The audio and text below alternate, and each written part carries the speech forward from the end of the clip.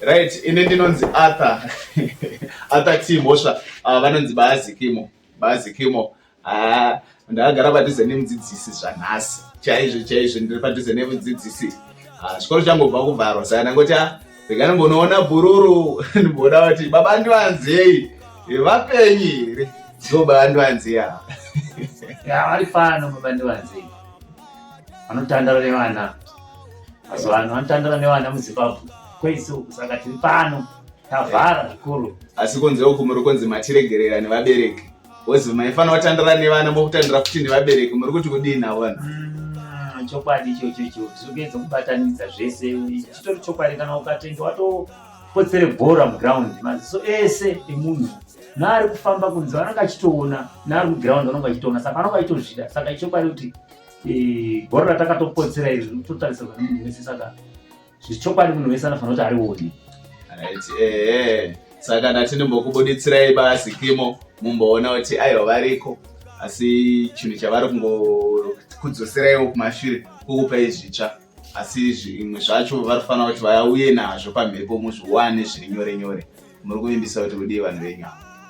Right, sezviri kungotaurwa izvizvi tichaedza kuti vanhu vazvione zvinhu izvozvo pamhepo, nokuti vazhinji vanotozvitsvaga zvechokwadi. Saka tichatoedza kuti muzvione, tichatsvaga nzira dzese kuti vanhu vese vaone dzimbo idzo dzine zvinyuwani dzacho nedzekare idzo dzedzo sokutsvaga kwamunokuita. Ndinoimbisa kuti muchadziwana. Right, is a gospel artist Baazi Kimo. Vane album Sambuko, vane album rechitura, first album Jekeso na Sambuko. Inini wacho ndiri muimbi zvekare ndinonzi Arthur T Mhosva. Pana Efata first album, kozoita Ngetani Dzinodambuka, and many singles, kana kuti ma package of singles. Ayo akawanda, vana ndiri mukundi zvakangowanda zviripo. Saka inini personally ndiri kuvimbisai mumazuva mashoma asingadarike mazuva anokwana kuita 14 days. Pane chinyuwani chiri kuuya chinonzi Rudo Rwakarema Kaisepi. Irudo rwekare, rinongonzi rudo rwekare. Saka imi makarwisepi rudo irworwo wamaimbova naro kare makaisepi. Ewa, is a good sound, ndichazvinzwira mega.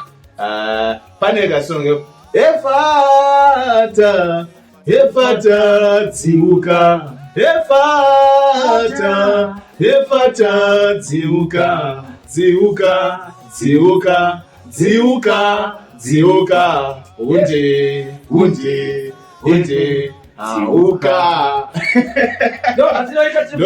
Isongo ndakaita 2018 inini naBaazi Kimo, iri collaboration, iri your title track of my first album Efata dziuka. Ndisongo iyi ikangorira ndobva ndatofunga zvakazvichitika panguva icho, ndikangonzwa kutarira chira ndobva ndasongozwa kuti komana ukuziva kuti madhezi aya ndo madhezi airwara mudzimai wangu.